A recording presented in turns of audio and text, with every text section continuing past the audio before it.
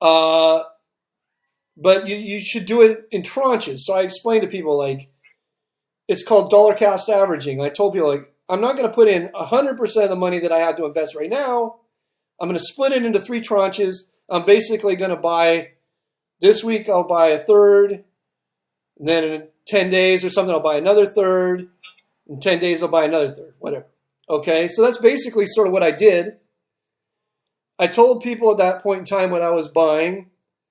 I told them I bought Boeing, Chevron, FedEx, Altria brands, which is like Philip Morris, Amazon, and Apple. So what I do is I buy a chunk, a chunk, a chunk, and then the price that I bought it at is over an average.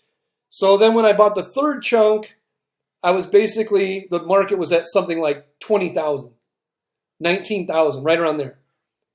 And then now I'm out of chunks, basically. I mean, I sort of have a chunk left, but my last chunk would be in just the money that I have in gold. And I don't think I'm going to be moving out of gold, my gold holdings, to buy more equities. And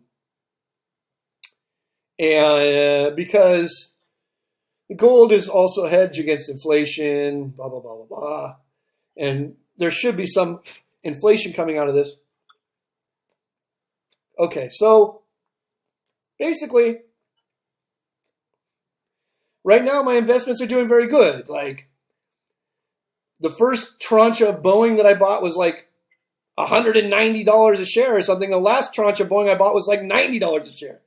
So the average amount that I paid for Boeing was something like $123 a share. And then I don't know what it's at now, $160 a share or something. FedEx has done very, very good. Amazon's done very, very good. Altria, MO, which is Philip Morris, I think. It's Altria brands. It's a whole bunch of different brands that basically used to be a tobacco company. It's done okay. It's more of like it's a low beta stock. And what that means is it sort of moves the opposite of the market. I bought my gold through I actually don't own gold. I own gold miners through an ETF called Ring, RING. And that's done fine. Everything's fine. As of today, I am 9% off my all-time highs. And the market, I think, as of today is something like 17% off its all-time highs. So through the downswing, beat the market by 8 or 9 points. That is, for me, that's a giant win because that's what I'm basically trying to do.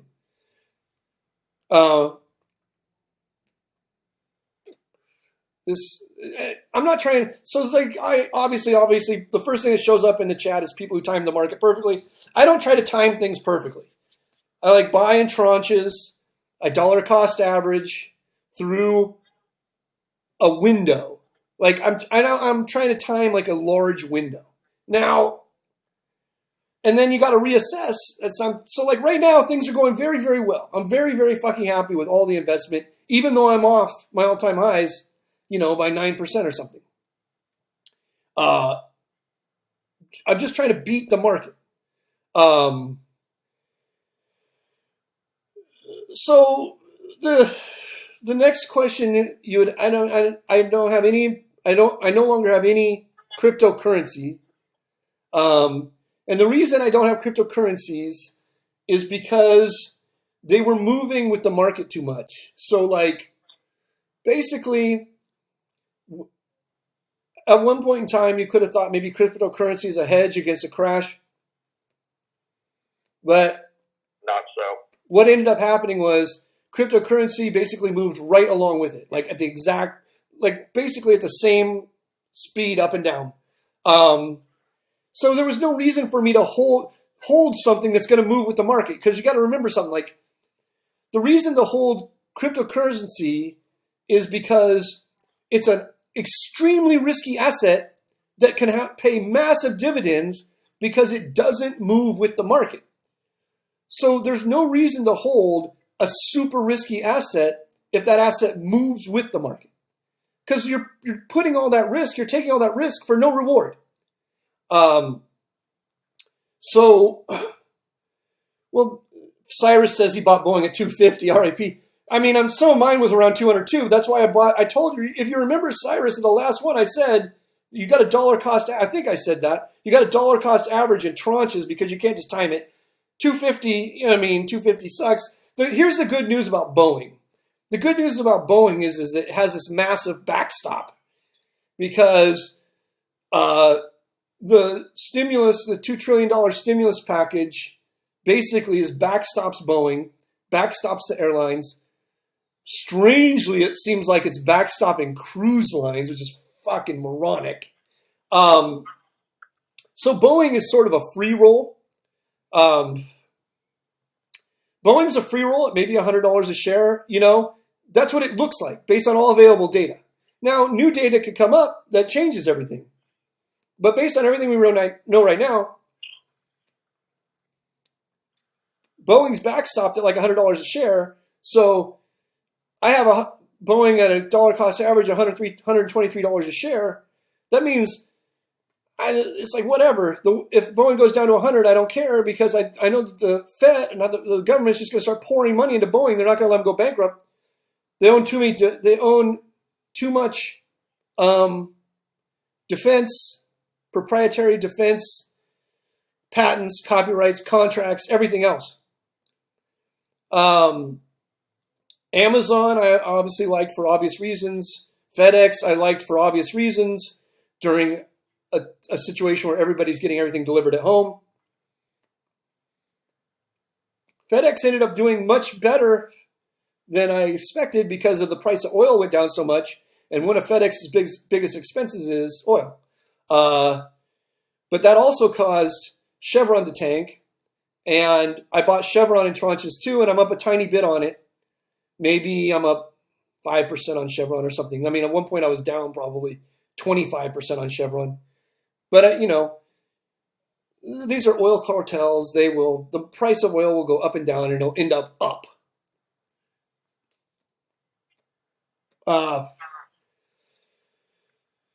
Pocket Ace Trader says, incorrect, Limon. Cruise lines not eligible for aid because they're not based in the U.S. Well, your lips to God's ears, Pocket Ace Trader. That's what I hope too. I hope they're not available for aid. But Trump wants these cruise lines to get money so fucking bad, and Mnuchin can hand out money to whoever the fuck he wants to. So the other thing, I've always had tons of Berkshire Hathaway, and I didn't touch my Berkshire Hathaway. I actually added to that. And I've always had tons of Apple, and I added to Apple. And the reason I like Apple is because they just have so much cash that they can make it through a downturn. They have their own backstop. And the same is true with Berkshire Hathaway. Berkshire Hathaway has so much fucking cash that downturns are actually good for them. Okay. That all sounds professional except for Chevron. Oh, my cigar went out. I'm gonna let that cigar rest a while because I'm literally gonna pass out. All right. Do it on camera. I got to troll Zach Freeman first because he said he didn't play for 9 months. But he played on Live on the Bike. Team in PLO. So, and his one of his prerequisites, he's like, "Wait, no wizards." I'm like, "Okay, no wizards except you." Absolutely. There you go. Yeah. It's Wayne, ladies and gentlemen. It's Wayne. For now. Now, people are saying don't buy movie theater stocks. I agree. Like movie theaters, sporting events, concerts. Like there's probably I never short anything ever. I hold. If I think that something crazy might happen, I might hold a tiny bit of UVXY as a hedge, but I don't. And I don't short stocks. If you are the type of person who likes to short stocks, I don't watch bad industries that bounce because that's what. If you're going to short stocks, you're looking for a bad industry that bounces. So like, I don't watch that, but if I'm sure there's an ETF for concert venues, like Madison Square Garden has a stock, and there's a lot of stocks for concerts and concert venues, casinos, movie theaters. If there's an ETF for that, and you like shorting stocks, if those things have bounced off their lows, you might want to short them because they're going to hit their lows again. Those things are going to all retest their lows. That's my guess. Because big groups of people aren't getting together anytime soon. It's not happening. So, like what I was saying, like about, I'm happy with my portfolio right now. I'm very happy with my performance through this downturn. I was a little stressed at one point, but that stress has completely subsided. But that said, you have to keep your eyes and ears open for new news. I'm not resting on my laurels. Right. So what kind of new news would I be looking for? Here's the type of new news that I'm looking for as far as the coronavirus goes. The thing that's going to cause us to get out of this coronavirus problem is it's a multi-pronged approach. So, number one is... Multi-pronged is the devil? Thank you, Wayne. Yes.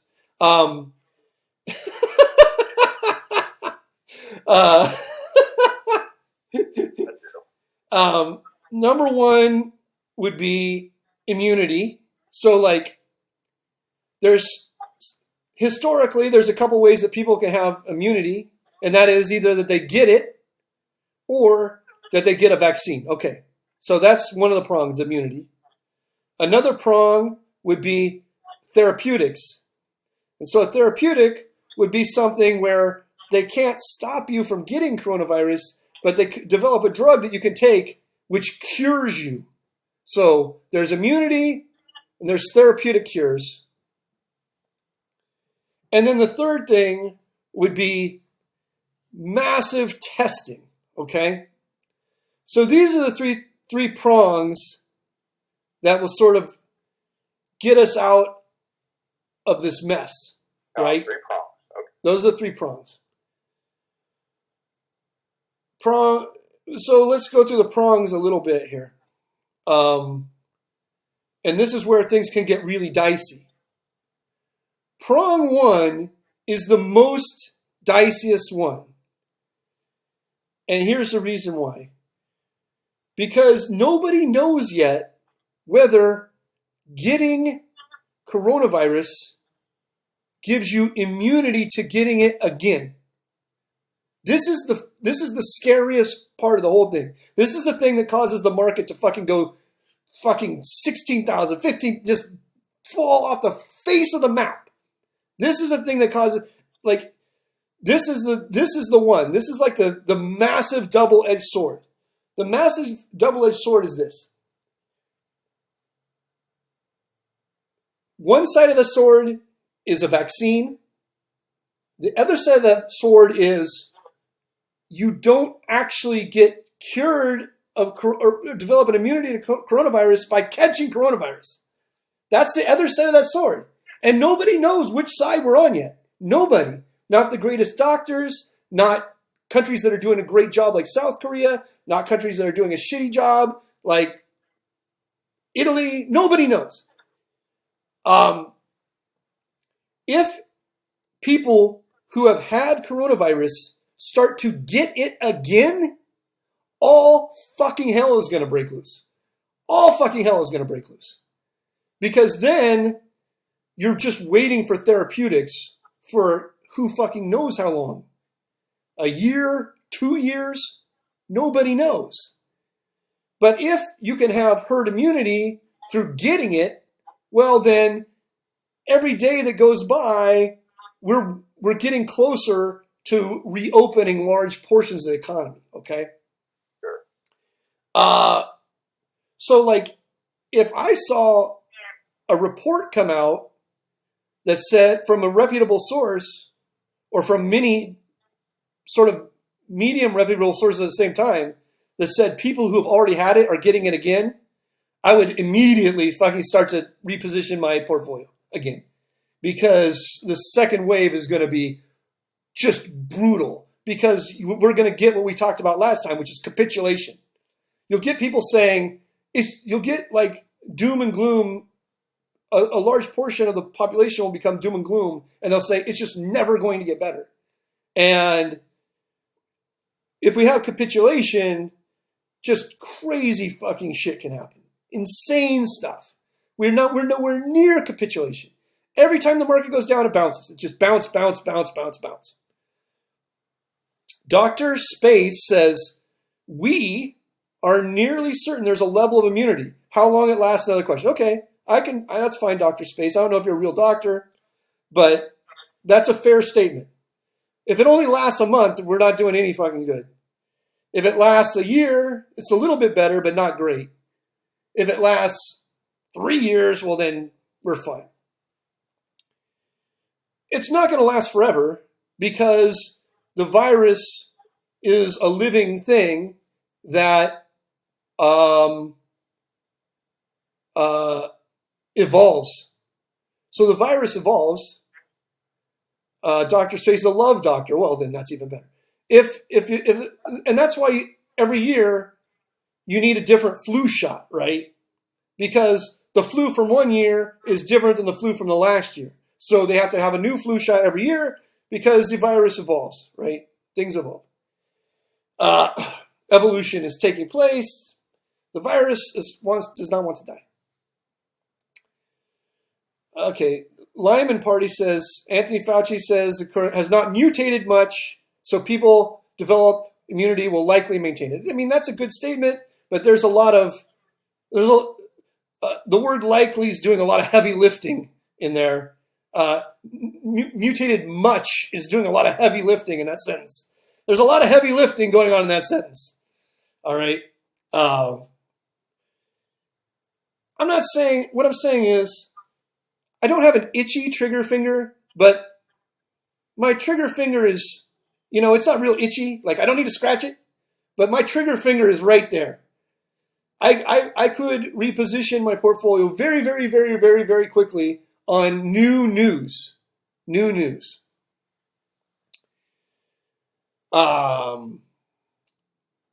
that's the new news. That's one of the new news things that I'd be looking most closely at. And here's the reason why.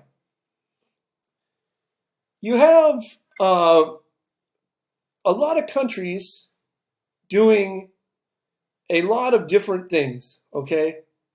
Some countries did very, very early and intense social distancing, like South Korea, Hong Kong, Singapore, Taiwan.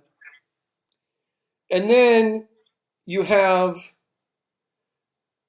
other countries which are doing nothing, like literally almost nothing, like Sweden. So it's going to take, these are like little petri dishes to see, like, what works and what doesn't work. So here's the thing about Sweden. If you find out that getting it doesn't provide you with immunity, then Sweden is basically murdering tens of thousands of their citizens right now, because they're just letting everybody get it, and they're going to ride that real steep wave. Like, who rides really steep waves? Like, what's that guy's name? Lance something. They're just taking the steepest wave, and they're just going to ride it out, right? Yeah. And then you got some place like South Korea, which is a very mild wave. Cyrus says Kelly Slater. No, it's not Kelly Slater. He rides small waves. We're talking about the guy who rides the giant waves. Lance. I think, is his name Lance? Oh, I don't know. Anyway, Laird. Yeah, Laird Hamilton. That's right. Children of the Gurks.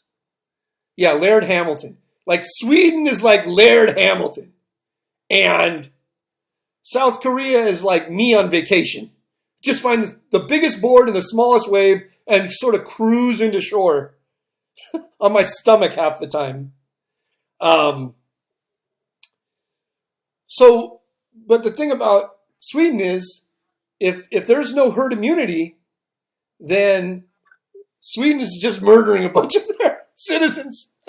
Oh, that's gonna be tough to explain when Sweden says, we rode the wave, we're on the other side, and then like 1,000 people show up with coronavirus the next day who already had it. Well, that's when all fucking hell breaks loose.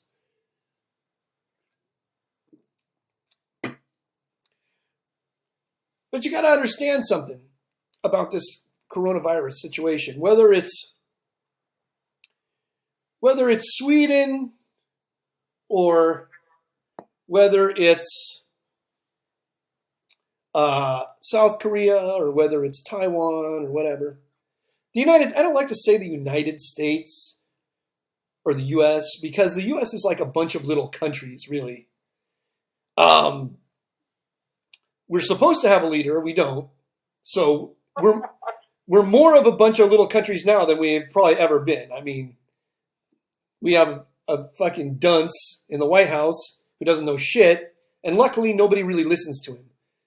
Gavin Newsom did exactly what he wanted to do, and Ron DeSantis did what he wanted to do. And we have our own little countries, and we're doing what we want to do. So the situation is, whereas that's not the case in Italy, and that's not the case in Sweden, and that's not the case in South Korea.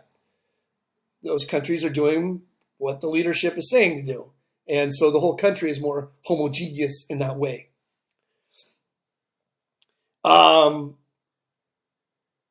So here's the situation, though. We're not really trying to keep people, whether you're in South Korea or whether you're in Sweden or whether you're in Italy or whether you're in California or whether you're in Florida, whatever. We're not really trying to stop people from getting coronavirus. That isn't what we're trying to do.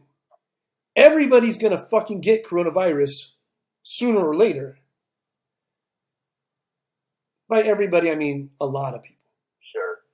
What we're trying to do is make sure that when you get coronavirus or when you slice your finger off fucking cutting onions or when you have a heart attack, that when you go to the hospital, there's a bed and a doctor for you.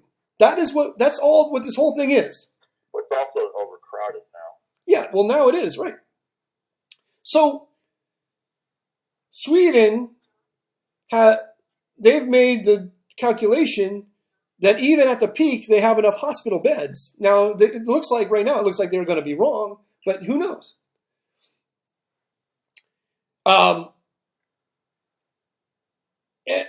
When you're flattening the curve, you're not actually lowering the number of people that get it. What you're doing is you're sort of giving yourself enough hospital beds to take care of everybody over time, right? That's number one.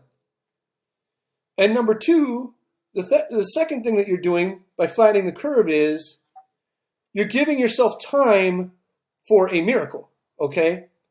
So let's say that you're Sweden, right? And they're doing this real steep Laird Hamilton maximum death and destruction, then it's over. If at the top of that wave, the Laird Hamilton wave that they're doing, the top 25% of it or something, people in their country don't have hospital beds and they start dying when they would have lived if they had a hospital bed, and people who have a heart attack start dying because they don't have a hospital bed, and people who cut off their fingers slicing onions don't go to the hospital because they don't have a hospital bed and they end up getting a horrible infection and this and that and that, the other thing. And then as they come out of the wave, there's a vaccine, Sweden's going to look pretty fucking stupid because they're going to have killed 25% more people than they should have killed. Whereas if they would have just flattened the curve, they would have gotten to the vaccine point and they wouldn't have had to worry. They wouldn't have had to go through all that pain. Okay. So by flattening the curve, you're basically what you're ensuring is that everybody gets a hospital bed and a doctor, and you're free rolling then on something great happening later down the road, like a great therapeutic or a vaccine.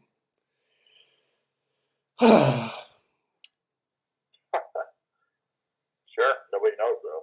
Yeah, nobody knows. And that's why, coming back to where I was before, you have to have a pretty itchy trigger finger on your investments, because these are fast-moving stories, and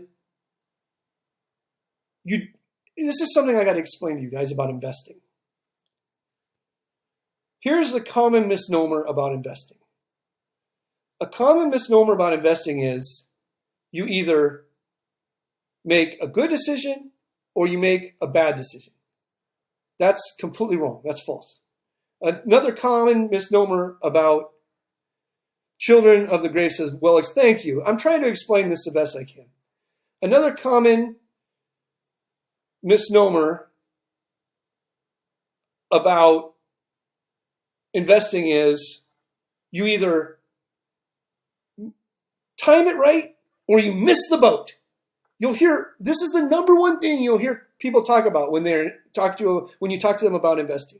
They'll say, oh my God, I could have bought Apple 20 years ago. Somebody told me about Apple computers or whatever, or Google, or somebody told me about Amazon, whatever.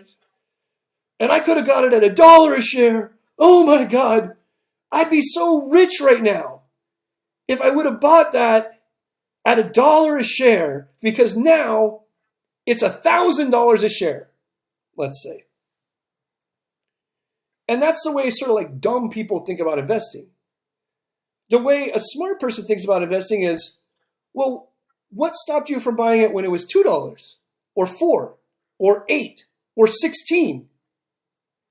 On all of those price points, you could have still bought it and you'd be at 1,000. You don't need to time things perfectly to make mountains and mountains of money. You just need to be better than everyone else. Like, you need to be better than the herd. There's always going to be somebody at the fucking ground floor day one. I got Bitcoin when Bitcoin was 1 cent or something. It's like, who cares? It doesn't make any difference. I bought Bitcoin when it was $2,500 a coin. I still made a lot of money. Mountains and mountains of money. You can dollar cost average into something and just beat the majority of people, and you'll still make a lot of money. So here's what's going to happen. Mark my words. And we've already seen it happen once. So you don't have to think back very far to see this completely play out.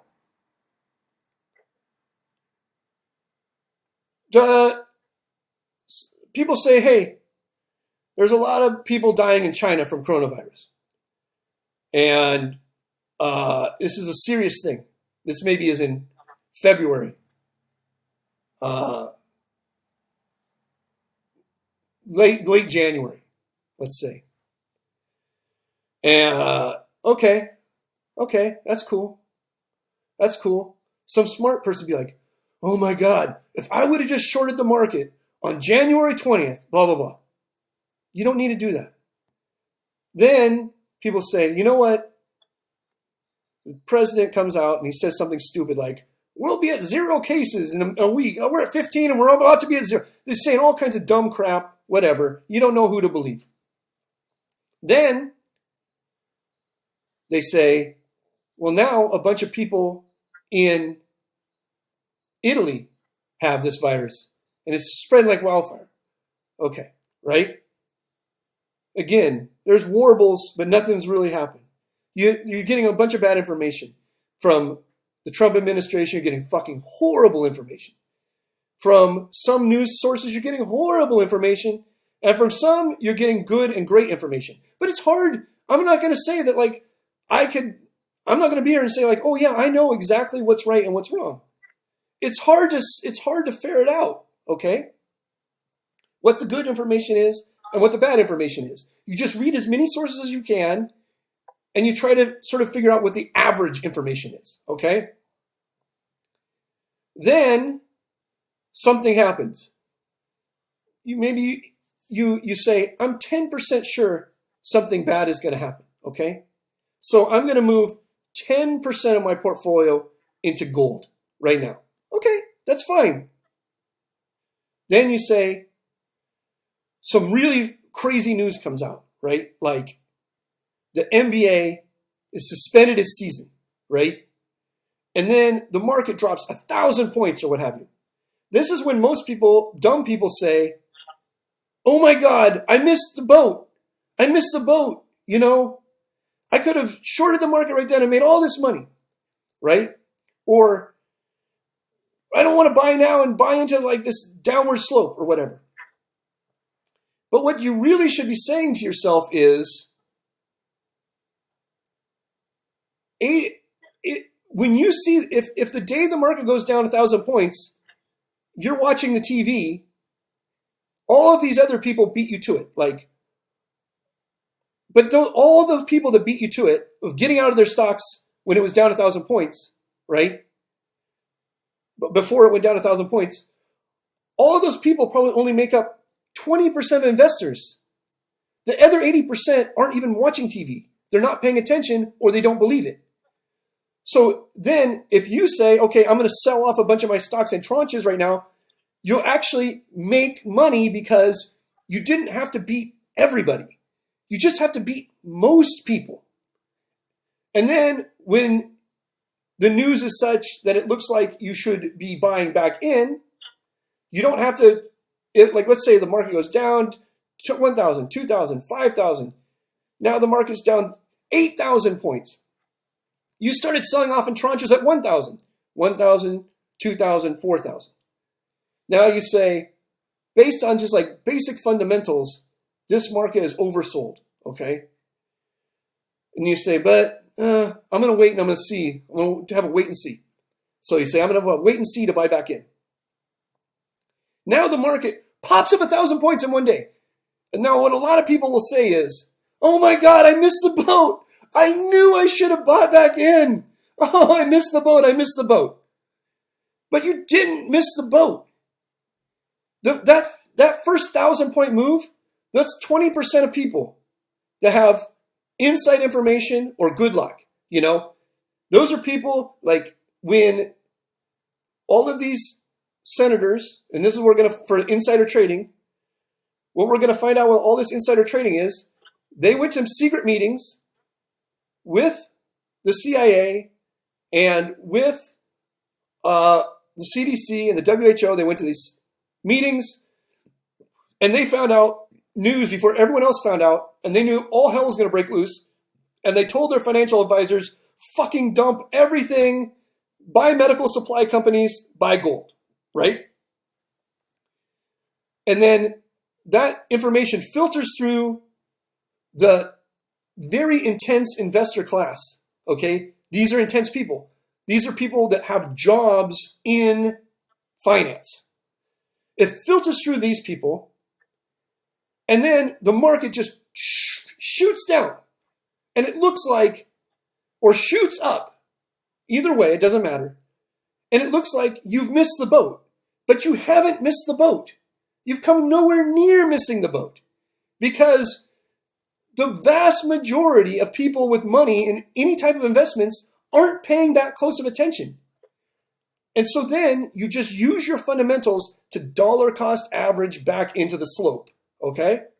And that's how it works.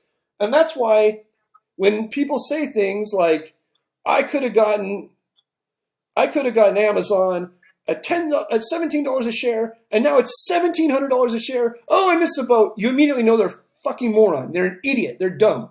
Because that's not how it works. Because it's not like it went from 17 to 1,700. It went from 17 to 18 to 19 to 20 to 21 to 22 to 23 to 24 to 25 to 26 to 27 to 28 to 29 to 30 to 31. You get it? And during that entire fucking slope you could have bought. And each time it went up, you had a little bit more information, a little bit more information, a little bit more information, a little bit more information. But you're still ahead of 80% of people who aren't fucking paying attention. Nobody was paying attention to Amazon at $35 a share, you know? Okay. So I don't try to time anything. I look at fundamentals. I look at when things look oversold. I look at when things look overbought. And I move my money in incrementally. So like, that's why I said when we started talking about this topic, the market's went way up to Dow 28,000 or something, and went way down to Dow 18,000 or something. It's in that. And through that whole fucking thing, and now it's back to Dow 24 or whatever it is, 23. I'm not, through that whole thing, the market is off 17% or something. And I'm off 8 or 9%. And that's a huge success, a monstrous success, because I don't know anything. I don't get to go to any secret meetings. I don't get to talk to any fucking special people. I don't get any news that other people don't get, but I can just use my brain. I can average out what the information is, what the most likely information is. I can look at historical numbers. I can go and I can look like when the coronavirus was coming. When it was coming, when the wave was coming, it's not like you had no information. I could look at the Chinese stock exchange. I could look at the Italian and the largest Chinese companies. I could look at the Korean stock exchange and the largest Korean companies. I could look at the Italian stock exchange and the largest Italian companies. And through that information, I could see how this wave was affecting each subsequent country before it got to me. And I could see which stocks were weathering the storm and which stocks were getting obliterated. So then by the time it got to me, I had an idea about how far it would go down before it would bounce. Because it's not going to be that much different here than it was in Italy, than it was in South Korea. And China's a little bit different story because there's a lot of manipulation in China, and I know, and I'm not going to be exactly right. I know the whole fucking time I'm not going to be exactly right, but I just have to be more right than most people. That's it. That's all you got to be. Just more right than most people. And that's easy because most people are fucking morons. So there's my investment / coronavirus spiel. And to recap, if they find out that people are getting coronavirus twice, Katie bar the doors. Katie fucking bar the doors because all hell is about to break loose. Let's take a sip of beer. What's new, Wayne? I don't know. You ready to talk about poker? Yeah, sure. The most interesting topic in the world. Yeah, I like poker. How do you think this will affect the poker industry in the future? Well, here's the thing about poker. I was talking about this with Zach earlier. Poker is the last thing that's going to come back online. It's just last. Because you're forced to sit shoulder to shoulder with basically a lot of the dregs of society. You know? It's like if there's a virus coming in from China, the first place it's going to get is a fucking casino, right? Because you could go to the Commerce and go to the back valet. If you guys remember the back valet, if you guys remember when casinos were open, and this isn't just the Commerce, this is lots of casinos. These casinos bus people in, right? They bus them in to play table games. Now, if you ever went to the back valet when they were busing people in to play baccarat, it's basically like fucking China. They're just busing in China. I mean, the people they were busing in. I saw a lady holding a chicken, man. This is some serious shit. If anyone has a virus coming from China, that not only is the casino not trying to stop anyone from getting in there, they're busing them in. All right, and this isn't like I'm racist against Chinese. If it was from another country, same fucking thing. Everybody goes to the casino. They sit shoulder to shoulder. These are a lot of individuals who live in a cash culture, regardless of whether they're white or Chinese or whatever. They come to gamble with money that they're not going to pay taxes on. All right, let's just be honest. And so we're not talking about people who are going for their regular checkups. All right, the casino is just never reopening until either there is a vaccine or there is herd immunity such that no spark up can ever overwhelm the hospital system, or if they had an instant test that you could take at the door of the casino. Okay? Until one of those things happens, you can't sit shoulder to shoulder with fucking random people that come to the casino with a chicken. You know? It's not going to happen. So the outlook for playing live poker, I would say, is extremely bleak. Extremely bleak. Online poker, like Zach said, and a lot of people have noticed, is having a resurgence. Here's what I got to tell you about online poker, though. If you want to go play online poker, that's fine. More power to you. But you can't bitch when you get robbed or cheated. You cannot bitch. No bitching allowed. If I see one fucking person bitch, like, well, there was a private club and I went to play the private club and I won on my first session, I won 500 big blinds and my agent said he couldn't pay me, you know? No, I don't want to read that on a forum. We don't care. Fuck off. Get lost. You have to price that into what you're doing. Or, I went to play in a private club and the club makes money. The guys who wrote the software, they make money by how long the games run. So if a game runs for an hour, they get $30. And if the game runs for 20 hours straight, they get, blah, blah, blah. And then we found out that they weren't using a random number generator. The cards were getting dealt out in such a way that the game would just last forever. Okay, I don't give a fuck. Don't tell me. I don't want to hear it. You chose to go into this world, right? This world, when you go into an illegal world, you have to take into account that all kinds of crazy shit can happen, okay? Now, that doesn't mean you shouldn't do it. It doesn't mean you shouldn't do it. In fact, I think that if that's your job, you should be doing it, but you can't complain. You have to say to yourself, okay, I'm going to go to this private club or this online room that's being run by semi-criminals and a semi-criminal agent and semi-criminals who live in Gibraltar or the Cayman Islands. And I'm going to make an informed decision that there's a 30% chance that I'm either going to be cheated or stiffed. Okay? So then you go and you play and you say, okay, if I subtract my expectation based on my play so far by 30%, is it still worth it?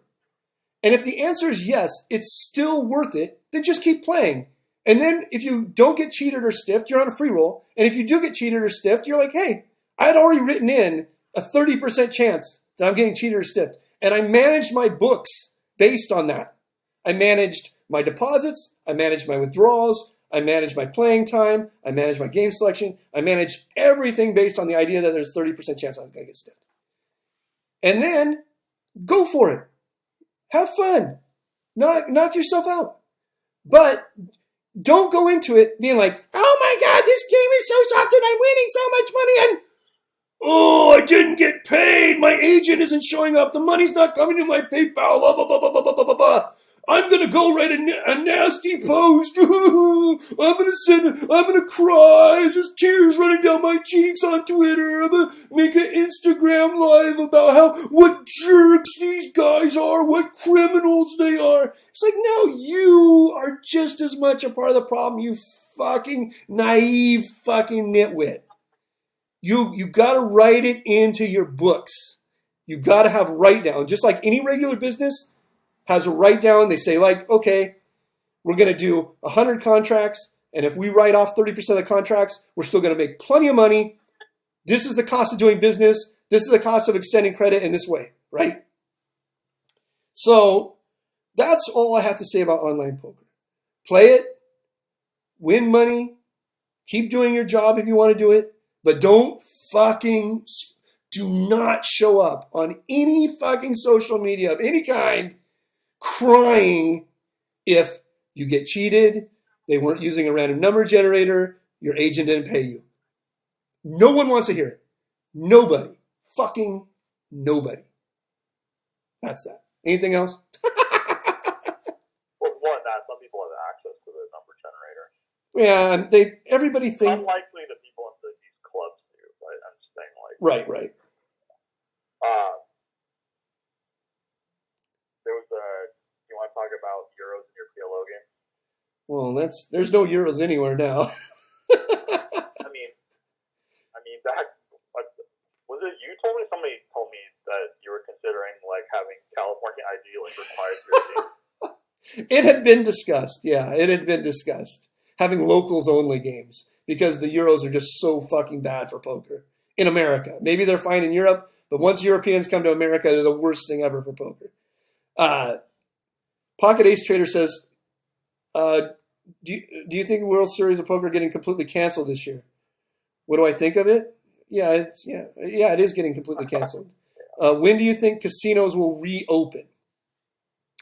Well, you could open certain things in a casino, like slot machines. I'm surprised slot machines aren't already reopened. You know, you could have a slot. I'm sure it probably is somewhere. You could play a slot machine 6 feet away from another person playing a slot machine. But as far as like sitting at a poker table, shoulder to shoulder, that shit just ain't happening. That ain't happening. That's not happening. Like I said, until there's either a vaccine or there is a therapeutic remedy that is, 90% effective or something. Until there's a situation like that, people aren't going to be sitting shoulder to shoulder. And here's the reason why. It's because the lawsuits would shut the casino down. If a casino says, come in here and play cards, it's safe, and then you die of coronavirus, that casino is getting sued. Like 100%. They're just getting sued. And even if they made you sign a waiver or anything, they're going to spend all their money fighting lawsuits. Now, if the casino opens after, if Gavin Newsom comes out and says, okay, it's safe for casinos to open, well, they'll have a better chance of beating these lawsuits, right? But that's not going to happen for over a year. I mean, it's going to be a long freaking time. It's going to be a long, long time until people are playing live poker again. Much longer than you think. That's my guess. But Should this have been considered when choosing poker as your career? Well, you know me. I don't think anyone should ever choose poker as their career per se. I think that poker should be part of an advantage play portfolio. I agree, but with this topic, it's just like, okay, if you don't recommend this, which actually has, money coming into the industry, whereas a lot of other industries can get wiped out. Right. What are good choices? There just aren't many good choices. No, No, there aren't a lot of good choices. I mean, like I said, if I was like a completely independent contractor right now, and I wasn't um, already working for a casino, right, or working with a casino, um, I would be doing something in the online space, right? Yeah. I would probably be hosting my own online poker game, and I don't know how it would work, but I would try to do something where I said I will guarantee payments. Okay. I mean, it's hard to do, but if you have a good reputation, then people will trust you. Um, I don't know exactly how that would work, to tell you the truth, other than I know a lot about booking sports and being a sports bookmaker. Not that I would ever do it, of course, but I have a lot of inside information, and and a good reputation goes a long ways. And people would tell me like, "Oh, it's so hard to get customers if you're going to run a bookmaking operation." Or they would tell somebody, they wouldn't necessarily tell me, but they just say it out loud.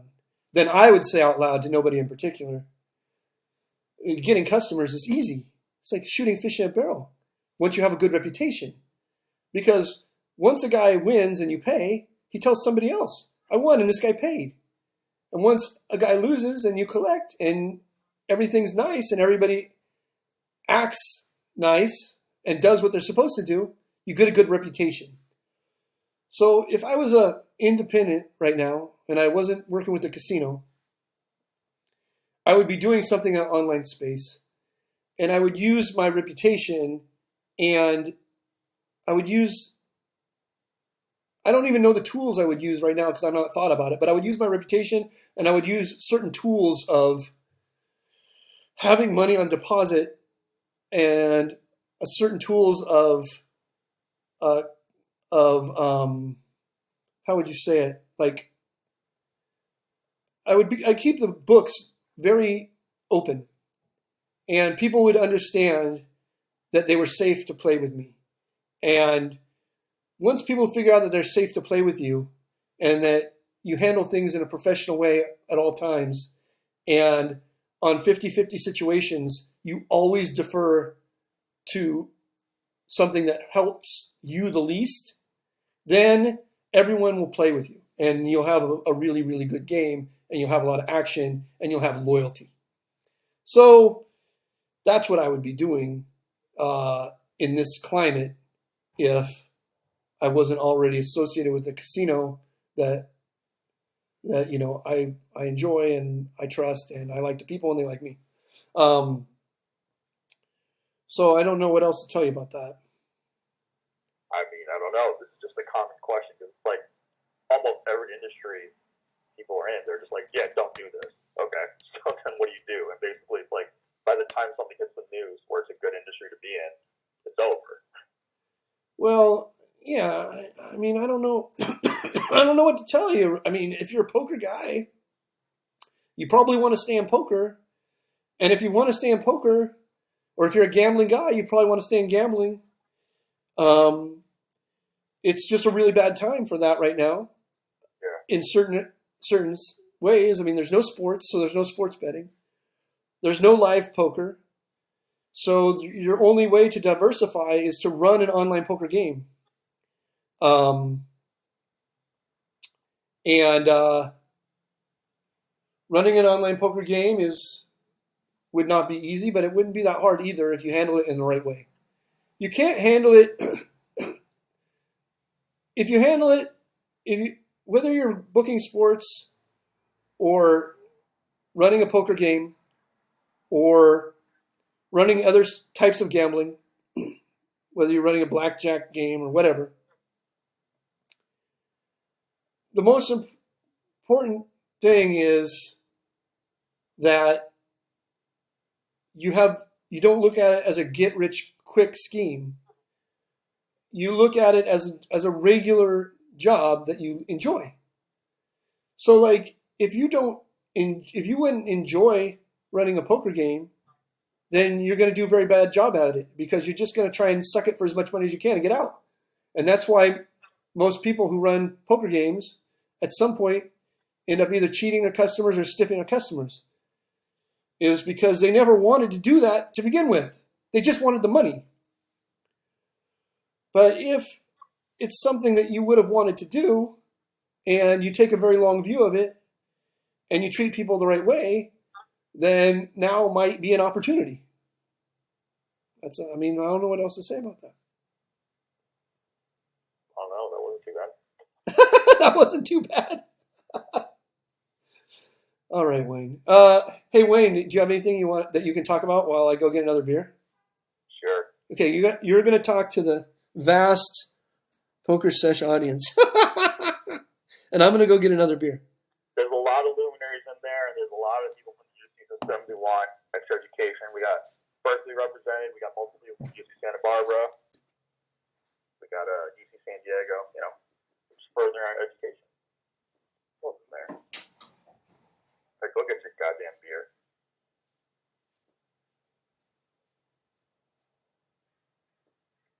So,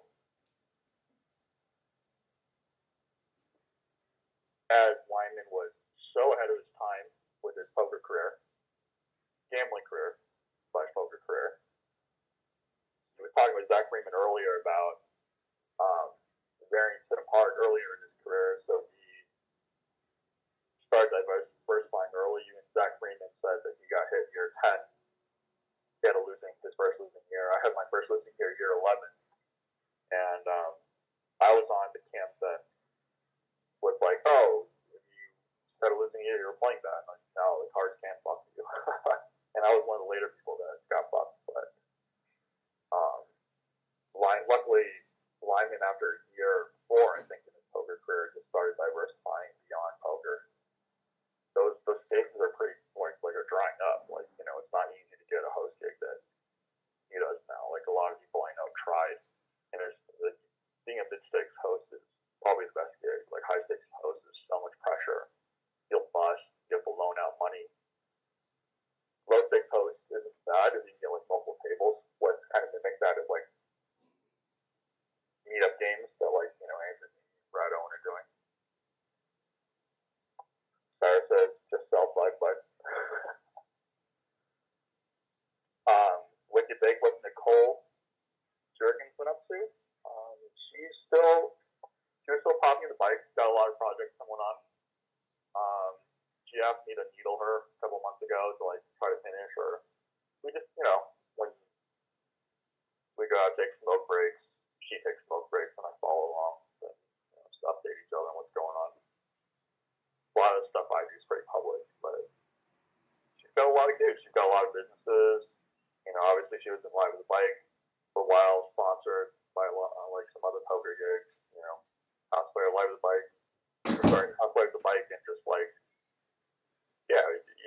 we delve in this world, see how far you can go, and more so than most other industries, you have to choose where you stop. Like, if you're in the corporate industry or formal education, somebody is telling you what your accomplishments are, what you're worth, what your achievements are. In gambling world or just anything dealing with just strictly money, you have to choose where to go. There's nobody to tell you when to stop. And a lot of times when even you can be pretty confident and then you just fall a cliff because you didn't know when to stop or you didn't know when to change direction. So a lot of the value in Pokersesh, yes, I totally timed this when you came back. What? I timed this part of the speech for when you came back. Okay. A lot of the value for a show like this, like Pokersesh, is when there's no breaks. There's nobody to tell you where to stop. There's nobody to tell you what good directions to go. Like, this show is just super good at saying what directions you can go, what the pitfalls are for certain directions, and just adhering to fundamentals, which may not maximize, but will assuredly put you in the right direction. All right, Wayne. Thank you. How's that? How you like them apples? That was great, Wayne. So what's going on with people in the chat want to know what's going on with Live at the Bike? What is going on with Live at the Bike? We've been replaying like a lot of the cool episodes